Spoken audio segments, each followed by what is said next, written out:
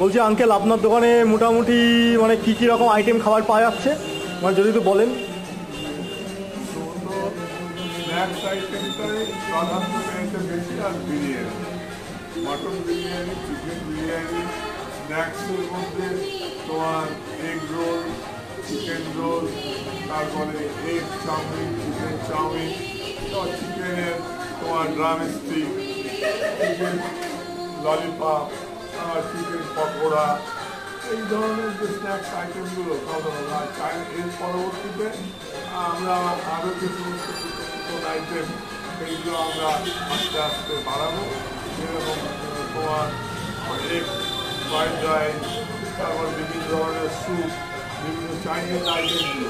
এইটার জন্য পাশে আমাদের আর একটা ঘর করা হচ্ছে, ওই এখানে আমরা ওখানে বসে টোপা টোপা লাগিয়ে আরও সুন্দর করে আমাদের ভবিষ্যৎ। মানে এখানে মোটামুটি বিভিন্ন রকমের আইটেম পাওয়া যাবে, মানে বেশিরভাগই সিনাপসের জিনিস পাওয়া যাবে। হ্যাঁ, এখন চলছে। ও এর আচ্ছা। পরবর্তীতে ঝোলের আইটেমগুলো আমরা ওই মাঠে পুজোর আগে স্টার্ট করব।